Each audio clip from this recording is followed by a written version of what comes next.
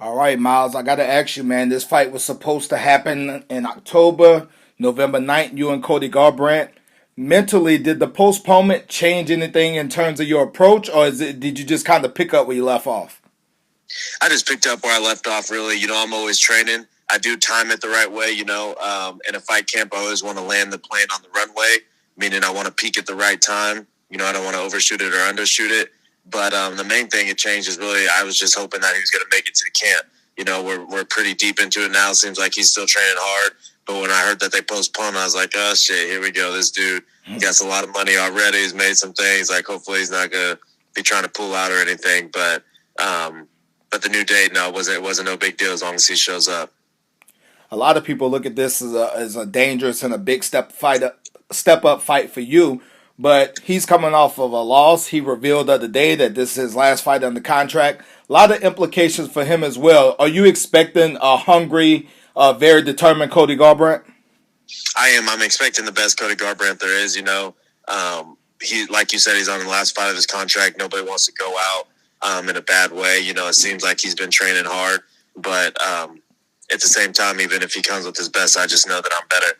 I know that it is a step up in competition, but I also do believe that the competition level that I've been facing, like I've fought some tough fighters, Douglas Da Silva Andrade, when he fought like Leroy Murphy and Sedna Magomedov and stuff, he gave these dudes wars, but then when you step in there with me and get punched in the mouth, you're not bringing that same energy that you usually bring in other fights. So I feel like this is going to be a more risky fight for Cody. I think he's going to realize, and the whole world's going to realize how good my boxing is and how much power I really have behind my hands.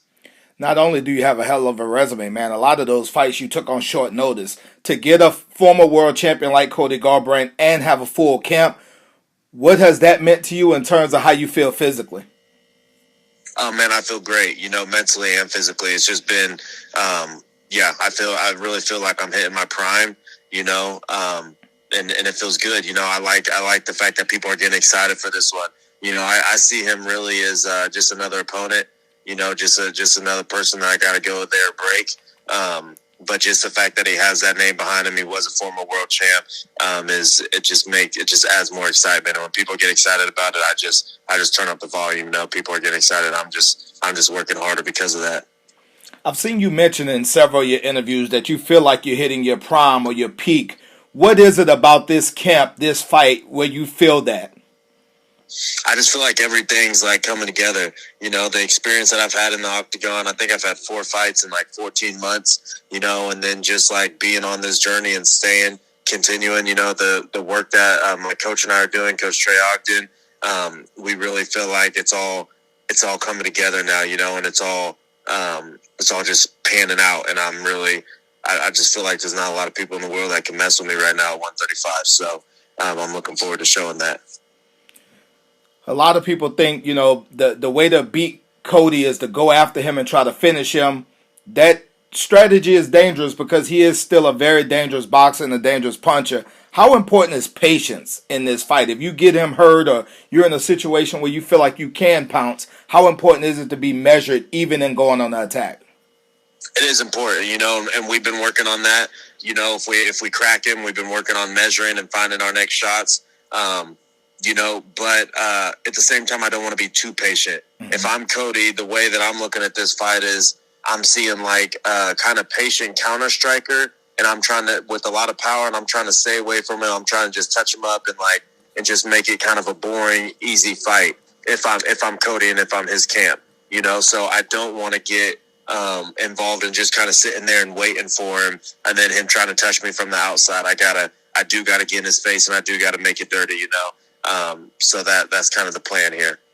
You said something interesting earlier. When you do have a guy that's in front of you that is a former world champion, that's very known and a likable fighter in terms of fanfare, how do you treat him like a regular fighter? You say you're treating this like a regular fight. Is that more mental, physical? How do you kind of bring him down to it's just another fight? I mean, for me, man, listen, I've been training with the best dudes in the world like my whole life. I used to train with Jeff Neal and these guys and guys that have huge names and stuff. And when we were sparring, there's just another dude.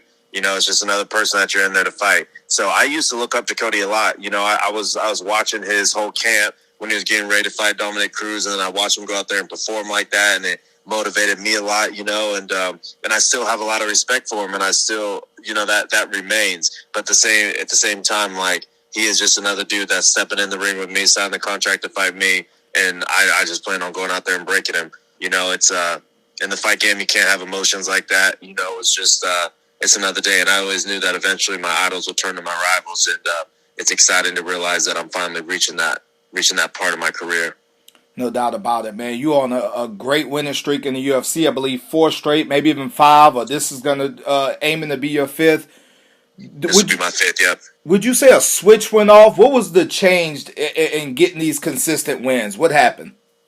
Listen, I have 2 losses in my career, and both of those losses come off camps that I know I was not doing everything that I should have been doing. I know that for sure. I was not as focused as I should have. I was not as disciplined as I should have. I was trying to take shortcuts. I was just trying to cheat the game, and looking back, I'm like, why were you doing that? But I think it's just part of a fighter's journey. I especially with the Castaneda fight, I was coming off 2 big knockouts, 2 50K bonuses. Like, I just thought I was a man. I could just do whatever I want and go out there and knock people out, so really it is like 4-fight win streak, but I see myself as being like, nobody's beat me when I've been at my best. When I've been at my best, I feel like I haven't even lost a round, so I see it as that 4-fight win streak, but I also just see it as like, I know that my coaches, even my coach before, Coach Safe Saad, before I moved over to Marathon, even he would tell me, like, when you're on your world champion level, my coach now tells me, when you're on your world champion level, and I just truly believe that in my heart. So I'm not really looking at. I do realize, like, oh yeah, you're stacking some wins in a row in the UFC, but at the same time, it's like, yeah, I don't feel like I've ran into anybody who is just truly a better fighter than me. You know what I mean? So yeah, it's exciting, it's fun. It's so interesting you say that, because I was going to ask you, is this less about what Cody Garbrandt brings to the table and more about Miles Johns just being on his A game? 100%. This is a Miles Johns show now. Cody's had his time. Cody's made a lot of money. I wish nothing but the best for Cody in his life and in his future.